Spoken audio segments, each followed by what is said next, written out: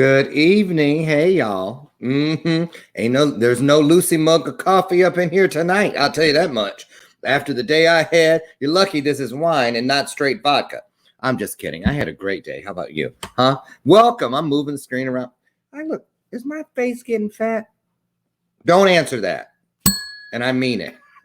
You guys, you know what? It's the wine. I started, I had my first glass. I'm still on it. I just keep filling it up. That's the trick. I'm on my first glass of wine, even though I started an hour and a half ago, because every time it gets like down to here, I fill it back up. As long as I have some in there that was from that first pour, it's the first glass of wine. That's how you do that. Yes, officer, I swear. Anyway, welcome to tonight's installment of Bathrobe Moments After Dark. Even though the sun is still shining, it's dark somewhere. I know that much. So I am so excited. You know, this is where it's a little bit different. In the morning, I'm in the fuzzy bathrobe with Lucy and the coffee. I traded in for the smoking jacket and the wine, of course. And also the guests are here because they have, we want to go a little bit deeper. Not that it's anything, I do have something tonight that I wouldn't be able to bring him in on the morning show. You'll see a little surprise for our guest. But anyway, I'm really excited about tonight's show. I truly am. Who am I? Oh, forgot to tell you. I'm Loren Michaels Harris, and welcome to Bathrobe Moments After Dark. This is still a carryover from the daytime, and this is the bell of purpose. That means that when our guest or one of you even put something on the screen or you hear something come out of our guest's mouth that you go, you know what? I got my church fan here, which means like, can I get an amen or woohoo? I can get behind that. Now that's something, Giovanna, we can sink our teeth into. When we hear something that we're like, thumbs up, then just put some hearts on the screen. But it's also a chance for all of us to become a part of something greater than ourselves. That means if you hit the share button, start a watch party, or invite a couple friends to join you, you're doing something that could create great, great, great things in your world. It's called law of attraction, sharing with others, paying it forward. So that's what we want you to do every time you hear that bell. Can we get an amen up in here? Thank you. So anyway, my guest tonight, you know, this whole Me Too movement and Time's Up and all that got a lot of us guys scared. We don't know what to say, what we can't say. I don't care. I love strong women. I grew up in a world with, I had 22 mothers, right? That's my gold cast thing. That's my story. 22 mothers I had. Seriously, because of the foster system. So I respect, adore, and uplift strong women. And tonight's guest is one of those. She's the CEO of Heart of Hollywood Motion Pictures. She's a film consultant, has a photography brand, a producer of films, and a director of films. And that's just the stuff she tells us about. Because, they always got a bunch of secret stuff going on. You know what I'm saying? Right. Don't worry. As soon as I hear, I'm going to let y'all know. But anyway, I thought I could show you better than I could tell you. So I'm going to let you sit back for a second, and I'm going to show you something about our guest tonight that'll give you an inside idea of who we're dealing with tonight and who we got here. Watch this. Hello, everyone. I'm Giovanna Sala, CEO of Heart Hollywood Motion Pictures. For those ones that don't know about myself, I hope that you're having a wonderful day. And I feel very strongly about making this video because all of the messages that I've received from around the world for you guys. So you guys are my inspiration today, and that is the reason why I'm making this video. And so I would like to share with you guys some of the things that motivate me the most, but also I would like that you continue following your dreams, pursuing your goals, and do what you want to do in life to find happiness. In my case, running a company, trying to set meetings every, going to one meeting to the next meeting, structure projects, develop business plans, and finding a team can be a little bit overwhelming. But I have a dream, and I wanted to make happen my dream. And this brought me challenges in my life, not just at work, but also it brought me challenges in my personal life. So that's why I feel comfortable to tell you that if you have a dream, you can do it. Don't let yourself or others close the doors. The doors are wide open, and you can do whatever you want, but if it truly is in your heart, and then everything will fall as you continue moving forward. So I guess this is my message, and I would like to tell you again, thank you for all the comments, for all the wonderful messages. And sometimes the days is rough, and you go one day to the Mm, next day, mm, and when I see, like, mm. continue mode for, congratulations. So, I like to see your advances and all what you're doing. I just kind of feel there is my responsibility to say thank you for all the support. And I wanted to tell you that if you want to continue reaching me out, and I will be like, very happy to help you. And I will also tell you that one of the things that you should never give up. You should never give up. You should always be positive, and should always try to find what make you happy. And anyway, that is my whole message for today. Aw. Maybe in another video we can go into a more deep conversation. But my main thing today, it was to say thank you. And well, I would say goodbye. Oh, okay. Do I need to? Look, man, where's my stuff that I need to put up? For all of my rainbow people out there, all I can say is this, girl. Because I'm just saying. I'm just saying. I was like, oh, I mean, what I love about this, and I'm gonna tell you, I'm being real with you. I'm being real with you. When Giovanna and I met today for the very first time, we've been texting and whatnot, emailing, but we saw each other on the run through earlier this afternoon. And I remember when I got off, I was still home alone. Brian wasn't home yet. And I was like, man, I really like her. It feels like I've already known her for a long time. You know what I'm saying? I want you guys to understand something. I go all over the world speaking and doing my thing, and I meet a lot of people, but it's rare. It's really rare. You meet a lot of people where you look at them and you go, after the fact, you go, ooh, you know what? They were made in the same manufacturing plant that I was. You know what I mean? They just talk the same language. They sing the same songs. It's just, you were manufactured in the same place. But every now and then you meet that person where you go, wow, not only were we made in the same manufacturing plant, I believe we were cut from the same bolt of cloth. That's what I feel about our guest tonight. And I'm going to get her in here because we got a lot of ground to cover. And that entire video was not about her. It was all about us, giving back to us. And that's what I love about it. Oh my God, that was great. How are you? Hello, Loren. So I'm very Why don't I happy hear to you? be here at Here your you show. Can you hear me?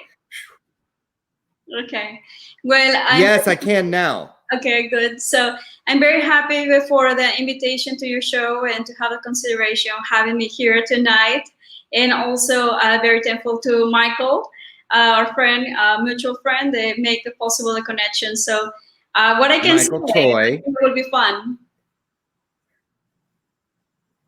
Thank you. Now, you know more than most of us probably in this new normal with all with this internet highway is bumper to bumper.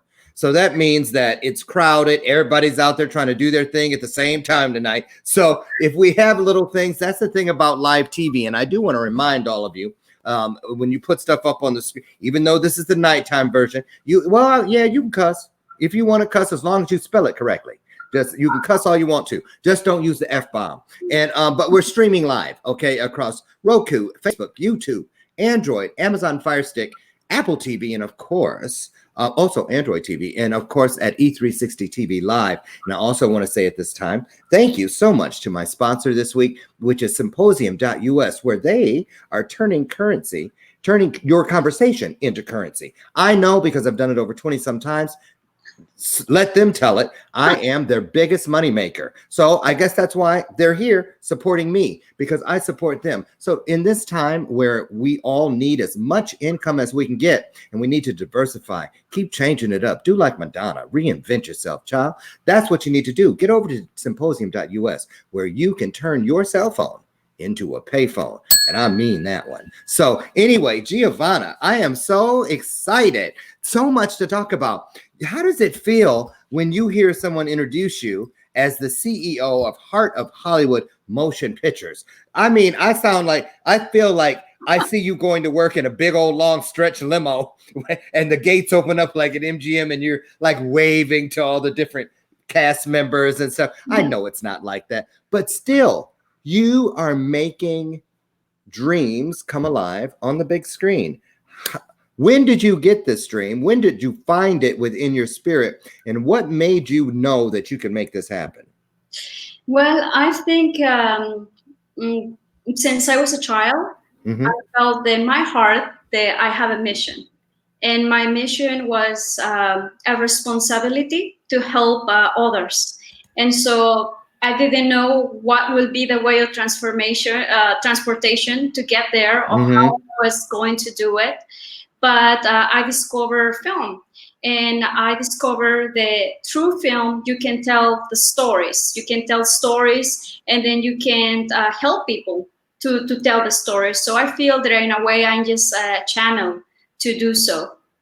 So, okay. So how old were you when all of this came trotting across your front yard? Hey, look at that. Hey, did you see what just ran through here?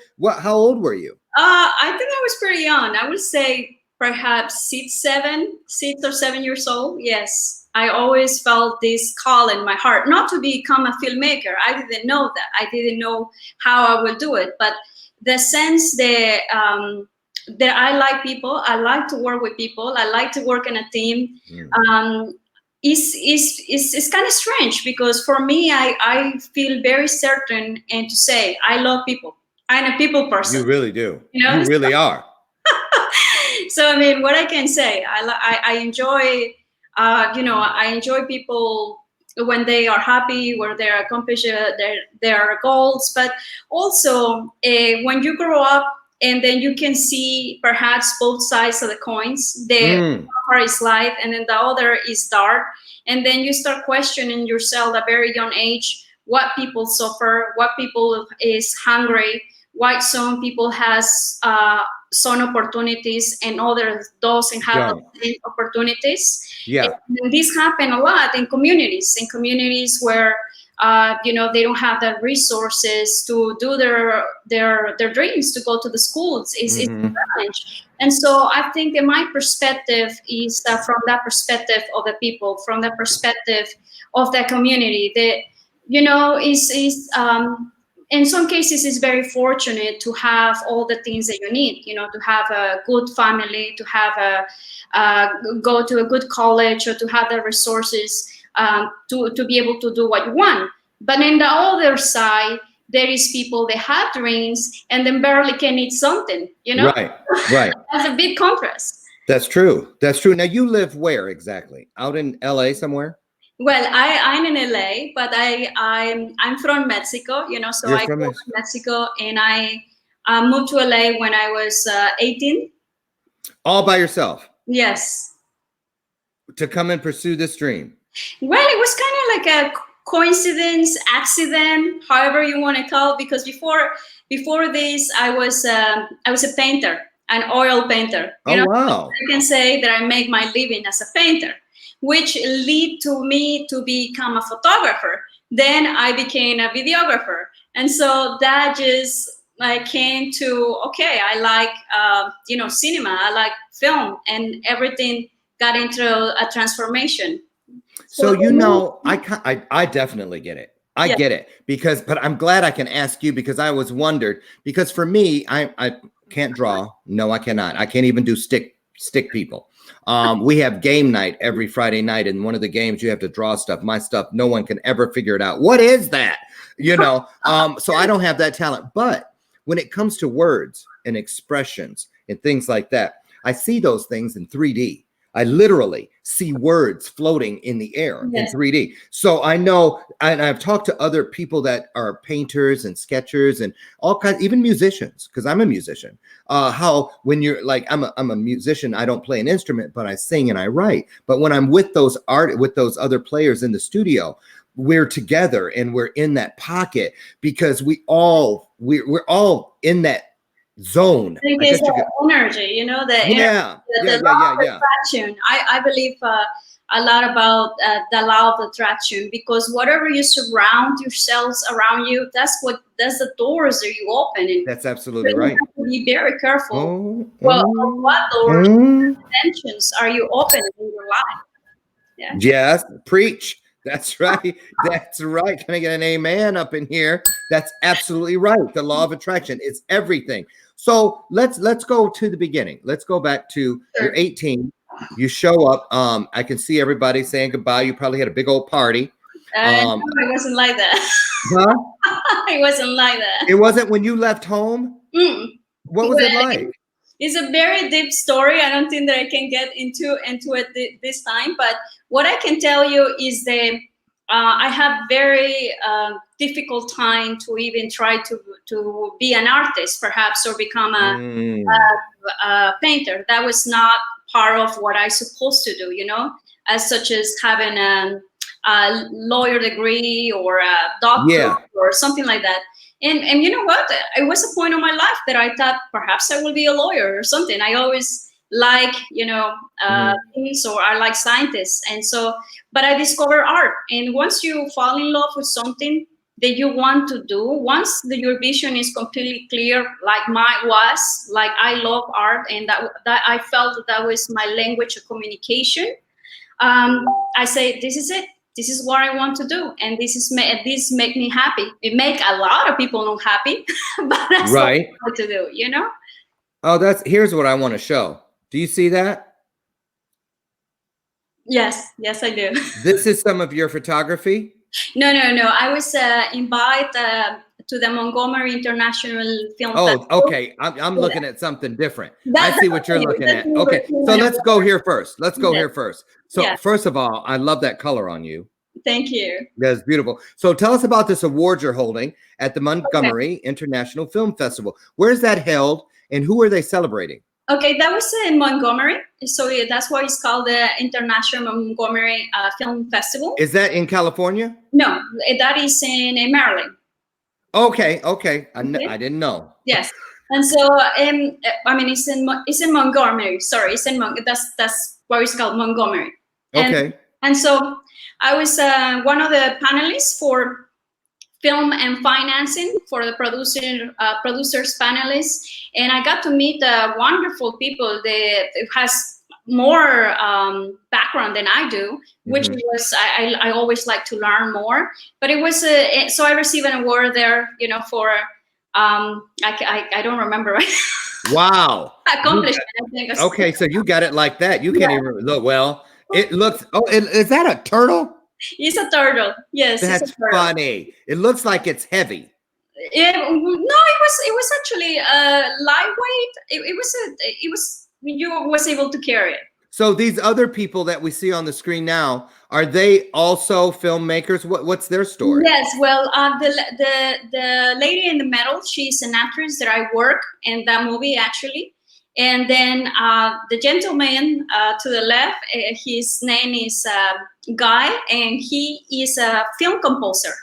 And he has contributed to a couple of Be the Words, like the Grammy. So they're very professional. Wow. So we're going to look at a couple more pictures. There you are in your element. And tell us about this. Tell us about Heart of Hollywood. And this is you.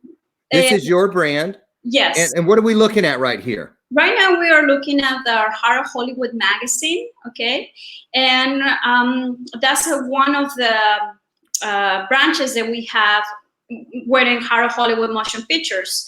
Heart of Hollywood Motion Pictures, that's my company. We started doing post-production, and then from post-production, we decided to open networking events here in Los Angeles. Okay. So, and then we start, this photograph was taken in Mexico. It was our first international event in Mexico. Wow. So that was phenomenal. We put together a lot of people in the entertainment, first networking event. We worked in the media and different television channels and radio. So it was really good. I'm planning to go to Mexico and do another event down there. See, so I exciting. That you always have to go back for where you come from. Don't forget your roots. And amen. Amen. There's some more of your fans, and some more people that you work with. Hey, girl. And there you are in your element. Why do I feel like that's really what it looks like in your world more days than not? Well, you are absolutely right. I mean, I know that the picture seems smile, but my days, sometimes when people see like perhaps people coming out of the limousine, so actors holding awards, so it's not the real picture. You really had to do a lot of work and a lot of research, and sometimes you don't even sleep. So most of my days are pretty heavy. Like, right now, the pandemic, for me, it's not different. Right. Actually, I keep busy every day, but what happened is that I get more busy because now I had to change different things using the technology, using Zoom, other things that never was really used as much as we are using it now. Oh, Bradley Rickman. Hi, Bradley from up in mid-Michigan. He says he loves that dress too. I feel you. That's got to ring the bell on that one. A lot of love going out, especially speaking of love. Hello, Alexander Love. We know that you're a good friend of our guest tonight, and thank you for popping in. And thank all of you. If you just joined us since the top of the hour, of course, you're in the midst of tonight's episode of Bathrobe Moments After Dark. I'm Loren Michaels Harris, and we're here tonight interviewing the incomparable Giovanna Salas. Now I don't know how I'm supposed to read what that says, but I'm sure it's something very nice. So anyway, translate, please. We're here tonight talking about how do you get to the ooey gooey center of your dreams, of your fondest dreams, because we're talking to somebody who's done just that. And I feel like I still think there's more. I'm trying to get on the left or the right of Jimmy Fallon. That's my goal. It's a lot more. I was when I was a painter. I went to Texas to study, and then I was studying business. I changed it for film, radio, and television. Then I wanted to know if this is something that it was going to be sustainable. For my life, I needed to know if this is where I see the rest of my life as a career. So what I did is that I shot something. I shot a video. I was doing a wild horses documentary. A producer in LA saw my video and say, it looks like you have some talent. Why you don't come down here to LA? Right? And the first time I didn't. And the second time, it was kind enough to call me back. And so I say, if I don't leave Texas right now, I will never leave. So I took off and I went back to LA, and so the whole thing started. I wanted to become a director. That's my dream. I want to be a film director. And then I noticed that it was very, very, very hard to get into Hollywood. Either you have the resources, again, the money to do productions, or you have family members. I was going to say connections. Okay? And so I realized that I was the new kid on town, and I don't have none of those connections, right? Right. So, but I guess I continue to study, to do more research, to go to all the events that I can, to learn from people, and then suddenly the opportunity happened. I run into a set where it looks like the camera have an issue with the extras, and the extras just was running around, and so I know this, being a camera person as well, I noticed that the cinematographer have this issue, so I start moving around the people, right? And suddenly, I know one of the directors, I assume there was a director of the movie, saw me, and he called me and he said, "Hey, are you in film?" And I say, "No, I didn't." I say no because I didn't feel that I had the knowledge, And he said, "Well, come tomorrow, right?" So the next day, I go to the set. I have my camera with me, and I thought that he was going to put me to take pictures, right?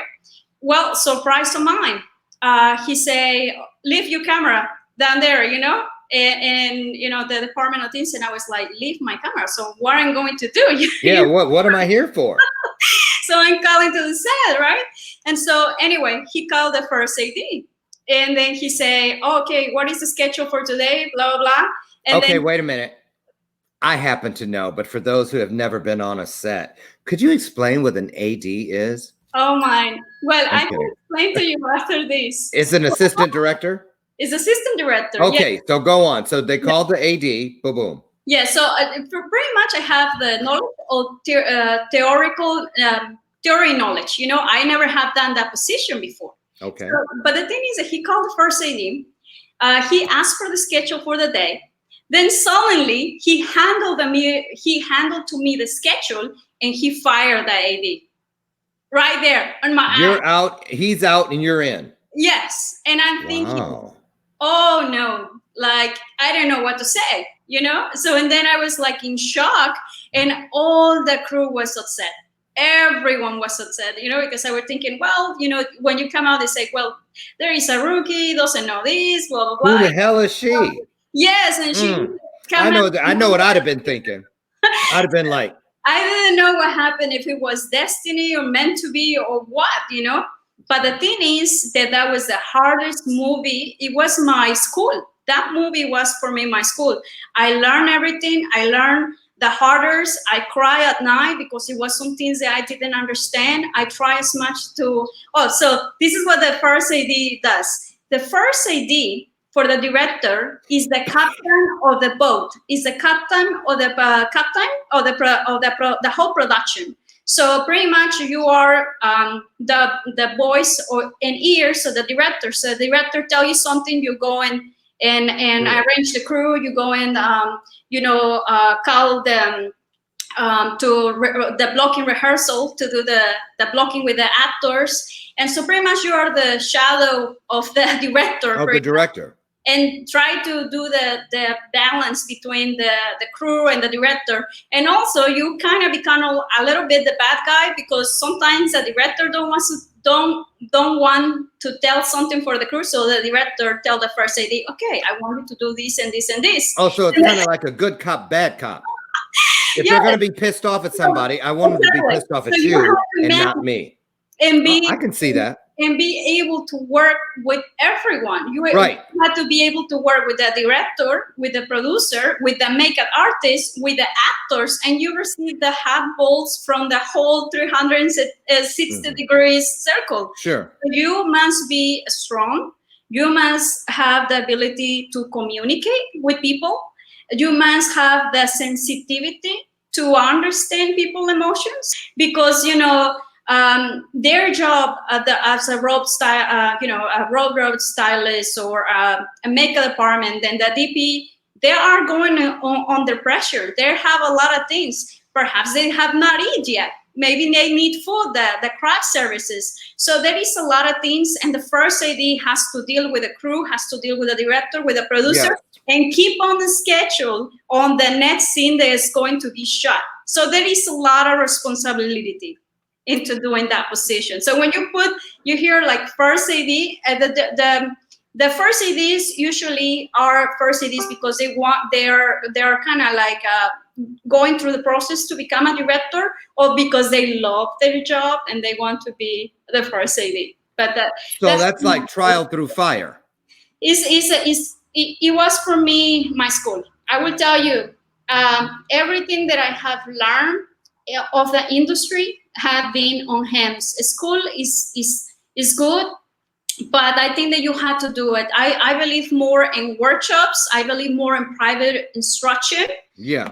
Because that's what you take the time to really concentrate and decide what you want to do. Wow. And so for me, I learned the hard way. After that, I had the opportunity to work in another movie. And the next movie that I worked, the first movie was an action movie. The second movie was an action movie, like fights and all that. Those movies are very complicated to shoot and to work with, because the director has to be very knowledgeable about the fighting skills, the safety first. Sure. For the idea is safety first, and nobody gonna get hurt jumping off or dying from the guns if they are not. Yes. So there is a lot of things that has to be in consideration. But so for the second movie, I was working as an AD. Was the first, and then the second. due to changes. But anyway, I was very happy because it was in November, which it was my birthday. And some actress decided to organize my birthday, and I was thinking, well, nobody will come because I'm the first AD. And Yeah. you know, I'm my style, I guess, you know, as a first AD, I try to be as professional as I can. So I not try to be friends with anyone. I'm just trying to do my work and try to help everyone, because the most important for me, and I think that the most important for every production, is the picture, is the Right. last result, you know. And so I was surprised when everyone, including the producers, show up to my birthday. Well, you know, because first AD is the title, but behind that there is a spirit to that person. And obviously, I mean, look where it's gotten you. Listen, we're going to come back. We're going to take a look after these messages from our sponsor. We're going to take a look at some of your photography work and talk about what it's like to look through the lens of your world. We'll be right back. Okay, so.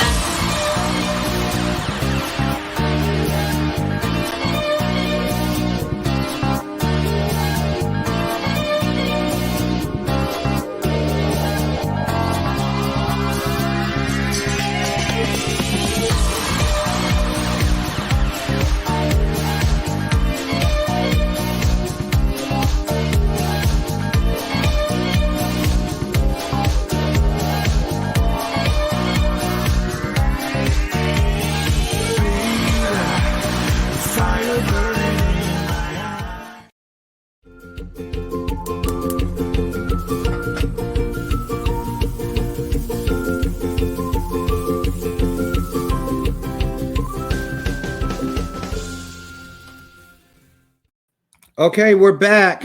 Thanks for sticking with us. If you've come in since the top of the hour, I'm Loren Michaels Harris. Welcome to Bathrobe Moments After Dark, where my guest tonight is Giovanna Salas, the CEO of Heart of Hollywood Motion Pictures. She does film consulting, photography. We're going to take a look at some of that. As a matter of fact, let me get that up. I mean, let me tell you something. You definitely have an eye. You definitely have an eye. And I want you to talk about, why did you, you know, let's take a look. This is just going to scroll through a few of your pictures. Now, I'm assuming this is all your work, correct? Yes, that's my work. So some people might say, well, wow, why does she still do photography when she's doing all these things with movies? So he looks familiar. Yes. That guy. And so does she. I don't know. Maybe I'm just trying to think I know him. But beautiful work. So how many arms or fingers do you have to the Giovanna Salas brand? Well, you definitely have to prioritize things, and you have to put like organize your time. I think that one of the keys of be successful is to organize and to prioritize what you can do. So for me, I had to painting. I used to be a painter. I used to paint every day. Painting is a jealous art. If you don't paint, your hands stop working in a bit. And so, oh, wow. And so you have to warm out. It's like any athlete, you know, the art is the same. So anyway, if you are kind of perfectionist like me, perhaps, you know, but so I stopped painting. I paint, but not as often. Photography, I just do by request.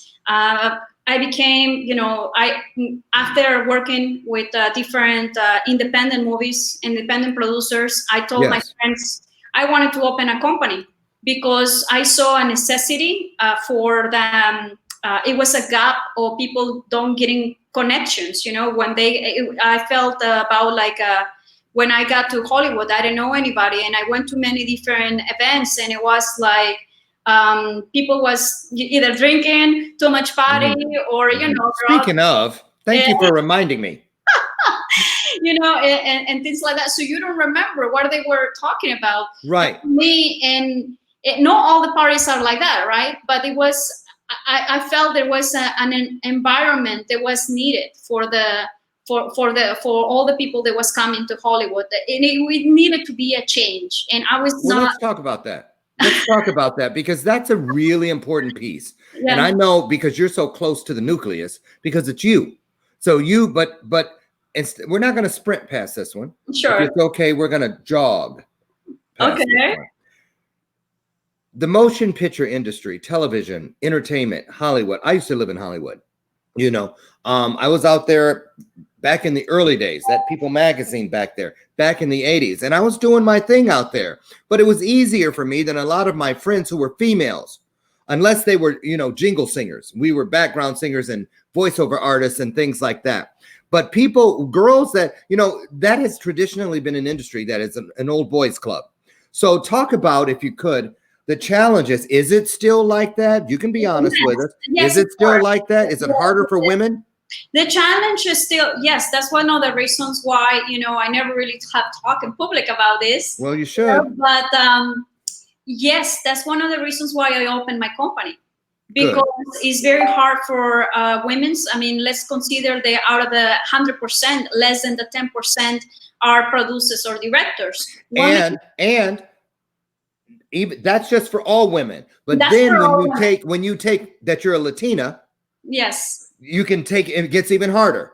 yes, You're a woman of color, right? I'm not sure on exactly the percentage. I think there is a 4% out of the 100, but you know, there is less than 10.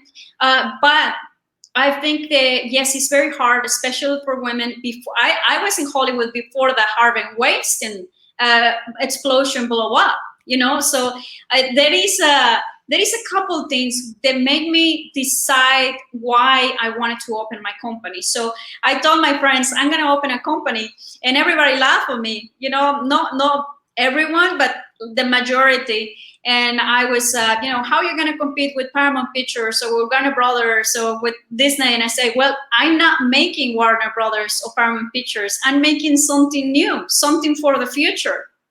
There is no, my worry is not about making something the same. The same is already there. It's already there. Transform. Let's innovate. And so I decided, you know what? Got to ring the bell on that. I'm going to do something different. And so I opened a company, and I called some of my friends. They were editors. And, you know, we started in post-production because I'm a technical person. So I understand, you know, the technical aspects. So we decided, okay, after everybody finish their movie, they always need to edit their movie. They need post-production. So they're going to need my services, right? And then after 6 months opening the company, I opened 5 offices in Hollywood Boulevard, okay? On Hollywood Boulevard? Oh, no, I know that stroll well. I used to live right at Hollywood and Highland. So wait a minute. Hold on, though. Post-production work, I know people at home are thinking this because I'm thinking this. Doesn't that require a whole bunch of editing equipment and this and the other? How'd you do that? Well, you know, I think that one of my talents is organize people that has the talent and so, or has equipment. So I'm an organizer. And so I put together, you know, some editors, sound engineer or something. So if that work, I will be the one finding the clients and trying to do the negotiations. So pretty much I will be the one that is creating the jobs, you know? Right. So, and then we worked in Hollywood Boulevard. In 6 months, we were barely making it. And then, so I decided to think outside the box. We were on the 4th floor.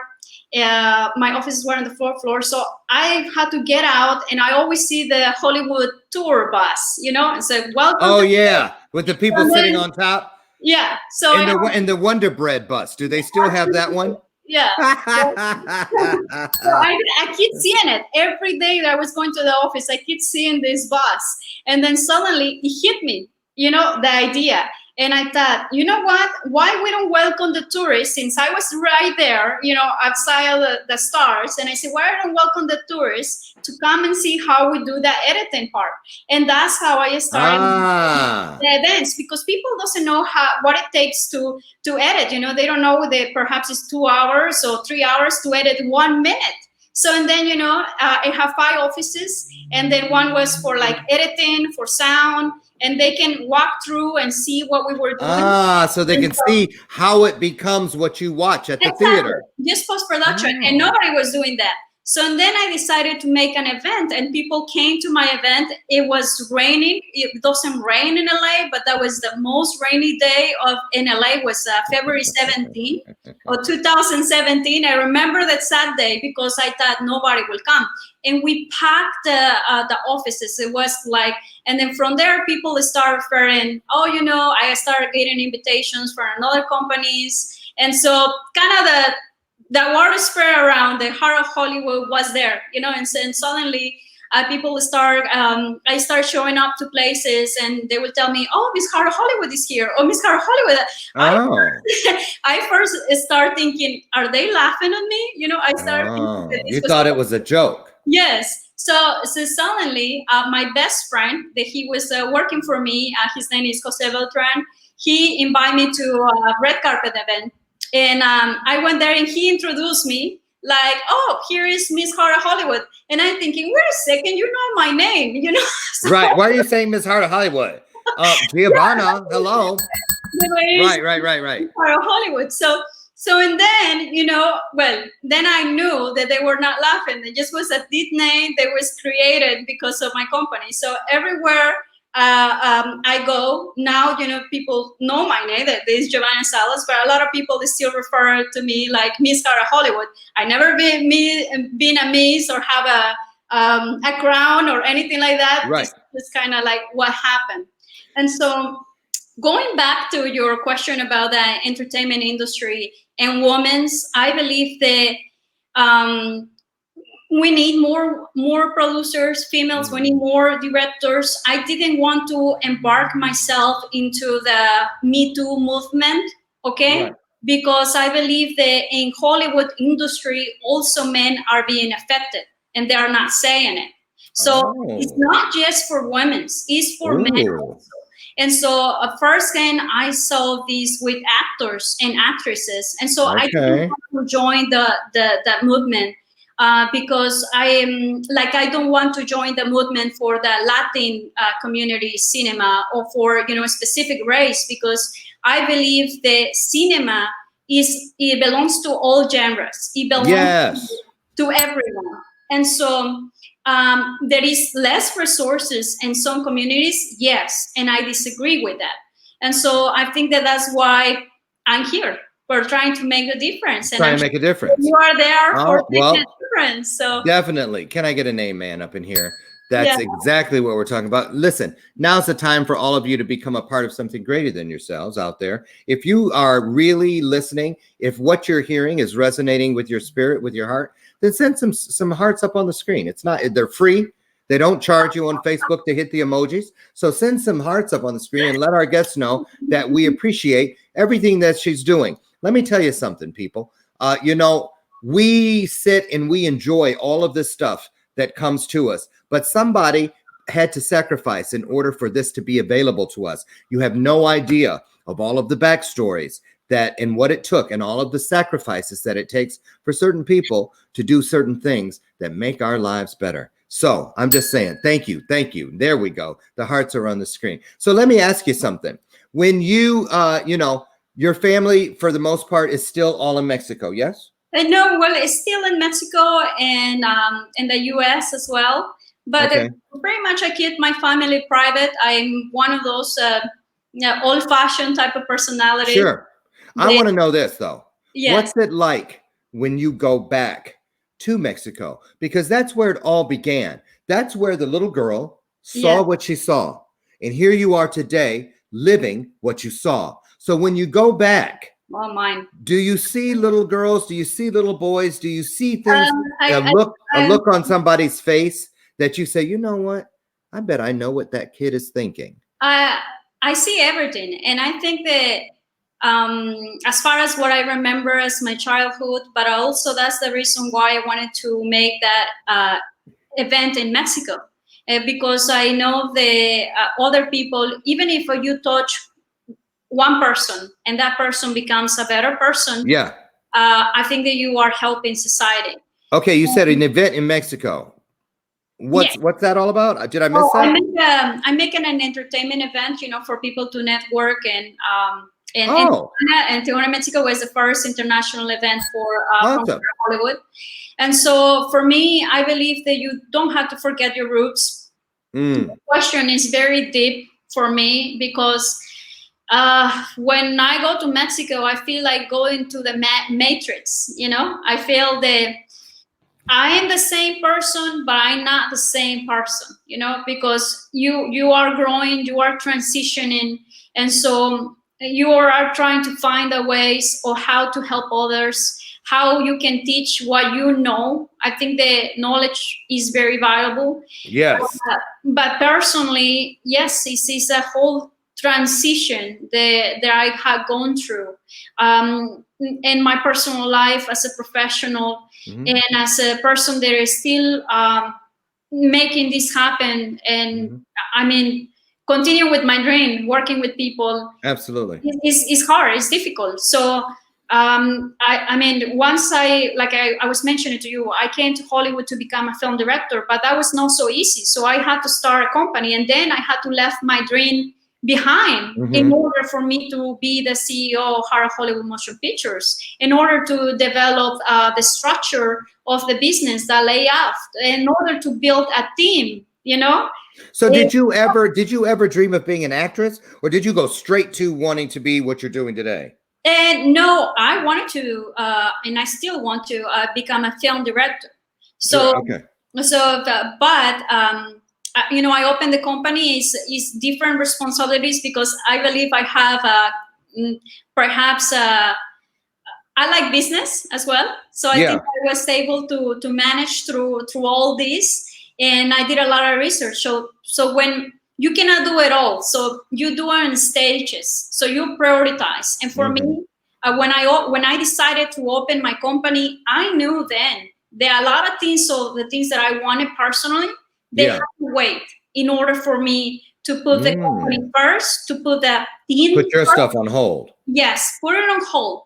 And so then I developed, you know, like for example, the team for consultants for because one of the things in Hollywood you didn't find like you find one person can tell you, well, I am a consultant for producing, for director, for distribution. Wait a second, we all I believe the persons have different specialties. So you know you have to go, like when you go to the doctor, you go to the heart doctor, to the liver doctor. For the heart, right. So that's what I wanted to develop as well with my team. And it took me time to develop this, and so it took me time to develop a clientele, you know. And so all of these are parts of being a CEO. It took me time to go in front of the camera and promote my company because it was something that I was not used to do, because I was the person that will be working behind the scenes, running cables, doing equipment. This was a totally different team for me. So right now, when I start post-production, then we start doing the networking events. Now became members for. I create a membership for Hollywood. Then I say, you know, now we're going to do a magazine, and then we do a magazine, you know, and then. But wait a minute. What about this one thing that you're not talking about? And I have a feeling I'm right. So, are you currently, or are you considering writing your own movie? Yes, I actually wrote the whole screenplay. I have it. Oh, so you already have it. I have it ready, and it's one the Hollywood or Bus is coming up at the trailer. I saw that in your when I was looking through all your stuff. I saw. Yeah, I wrote that. Okay, wait a minute. Here we go. I knew it was gonna come. I knew it. I was gonna pull up the picture, but I said no. I better wait.